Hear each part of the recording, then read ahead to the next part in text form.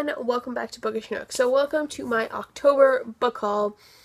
This is a little depressing because I finally started getting my TBR down. As you can tell, this bookshelf is getting pretty bare, and I was happy about that. But then I went out and did a thing and got so many books because so many books came out this month and it was just crazy. So I'm going to start with the books that I got from Book Outlet first. So first up, I got Bird Box by Josh Malerman.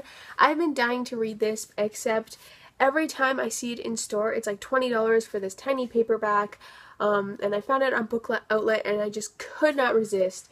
So I am super excited to read this. All I know, it's like a horror book, and that's about it.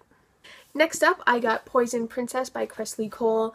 I know that Cassidy over at Cassidy Vache loves this series, and I seen that it was picked up for a TV show, and after watching all of the Shadowhunter like promos and little clips and stuff, I'm super impressed with what they have so far. So that's why I picked this up, simply because it was picked up for a TV show, and I figured why not. I then picked up 5 Ways to Fall by K.A. Tucker, which is the 4th book in this companion series. I've been wanting to read this for a while, but it's $18 for a paperback, and that's pretty hard to justify buying when a hardcover is pretty much the same price, maybe a few dollars extra. So it finally went on Book Outlet, so I bought it. I really love K.A. Tucker's writing. It's fantastic. It's pretty sure this is like new adult, borderline adult. I know that 4 Seconds to Lose is more adult because the characters were they're pretty older, but I'm pretty sure this is more new adult. And the last book that I got off of Book Outlet, and the reason why I made the order in the first place, was All the Rage by Courtney Summers. And I have been dying to read this book.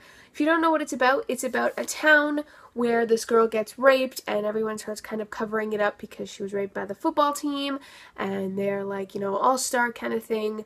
If that sounds familiar, that's because something like that happened in real life, and that is the Steubenville rape case. So I'm really excited to read this. I actually just finished This Is Not a Test by Courtney Summers. I didn't like it very much, but I loved her writing, and her writing style is flawless. And just some more of choices she made in the book that I didn't really like, but you'll hear more about that in my wrap-up, so I can't wait to dive into this. So next up, I went to Value Village here and picked up the Song of The Fireflies by J.A. Redmersky. I've read a few of her other books and really like them. They're more contemporary, new adult. They always deal with like a super tough subject, which is fantastic, and I love that. I'm pretty sure this one deals more with suicide and depression, but I am excited to read it. It's got some pretty decent reviews on Goodreads, and I figured for $3, why not? So this is the part of the book haul where I was weak this month. Pretty much all of these books came out this month, and I was super excited for them, and I just couldn't wait. So here we go. Of course, I had to pick up Twilight, the 10-year anniversary with Life and Death. I told myself I would never ever reread Twilight, simply because I know I'll hate it the second time around. Well, not second time, but I reread them a while ago, but it's been at least 6-7 years since I've reread them, and I said I never would, simply because I don't want to taint and ruin my memories of Twilight. I loved Twilight growing up, and I don't want to ruin that with my new perspective about how probably awful they are. So this is a great way to reread it. But yeah, so I am kind of excited to read this, kind of nervous, gonna put this off for a while, just because I've seen some not so great reviews, so I'm gonna let this simmer down for a bit. Next up, I had to pick up, of course, Illuminae by Amy Kaufman and Jay Kristoff. I pre-ordered this on Chapters a while ago, and I paid only like $12 because they had a sale, and I cannot wait to read this. I'm not going to show you any of the inside because I'm pretty sure every other book haul that features this is going to do it, but all you gotta know is how beautiful this book is. I also don't know anything about it. Beth Revis did a blurb on it, and that's pretty much why I bought it. So these next 3 books I was dying to buy, but they're a little bit on the expensive side, and money's kind of tight right now. But then I went to Costco and I found them, and if you're ever looking for books for super cheap and you have access to a Costco card, go check there first. You probably won't be disappointed because their prices are fantastic. At Chapters, of course, Magnus Chase by Rick Riordan was on sale for $15, but at Costco it was on sale for $12. You know, it's only $2, but still, it's a great savings. It's not the special edition where there's like a poster inside, but I mean, like, I'm not going to hang up the poster anyway, so it's not a big deal to me. I also picked up The Copper Gauntlet by Cassandra Clare and Holly Black, which is the second book to the Iron Trial. Been dying to read this. I cannot justify paying $22 for a book that's so small with writing that is so big. Again, at Costco, $11. So happy that I found it because I was going to not continue the series simply because the price of the book is really expensive. And I did enjoy the first book, just not enough to pay $22 plus tax for it. So now I can continue. And the second to last book in my book haul, and the last book I got at Costco, which I've been dying to read and dying to get, is A Knight of the Seven Kingdoms by George R. R. Martin. I am obsessed with the Song of Ice and Fire series. Literally obsessed. It's disgusting. All I do is talk about it. All I do is listen to podcasts about it. All I do is go on Reddit and read the subreddits. So I've just been dying to read this book, and I was waiting to read the stories in here until they were in this beautiful bind-up form, which they are. This book is like $50 retail. It was on sale for $40, and then at Costco it was $21. So that's a beautiful deal.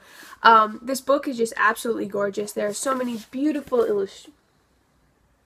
illustrations. Even the back of the book is so nice. I cannot wait to dive back into this world with new material. And the last book that I got, I'm sure you can all guess because everyone here on BookTube got it, is the illustrated version of Harry Potter. I pre-ordered this and it came in early. I got it at a super great price. I think I only paid, and I ended up paying like $30 for it when it was on sale for I think $40, and then the retail is like $50, which is ridiculous. Haven't read it yet. I plan on reading it either in the month of November or December. Harry Potter is definitely more of like a wintry kind of book for me.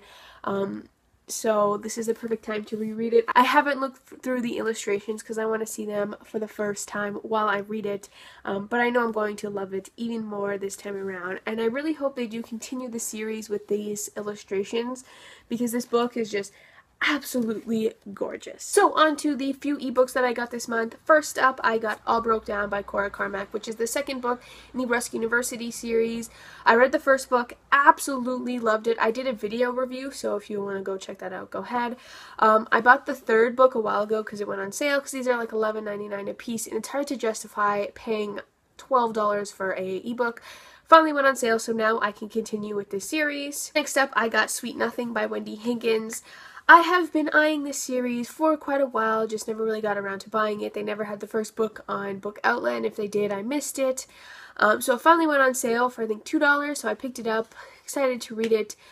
I've heard some good things about it, heard that it's like really addicting, and that's what I want. Next up, I got Jacoby by William Ritter.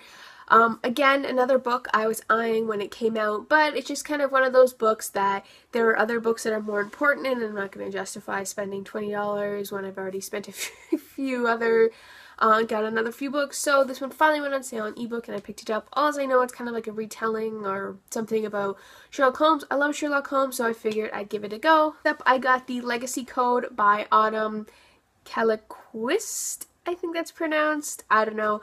I got this for free. I don't know if it's still free on Kobo, but all I know is it's sort of like a sci-fi book about these people in a spaceship and they're going to a new planet, and I absolutely adore books like that. I read them all. I am in a huge sci-fi mood lately, so hopefully this is good. It doesn't have as many reviews on Goodreads, so hopefully it's still good. Okay, so let's see if I can do this. Show you all the books that I got. Oh, I think it's going to work because we got a beautiful base. These are all the books I got in the month of October. So let me know down below what you got, and thanks for watching. Bye.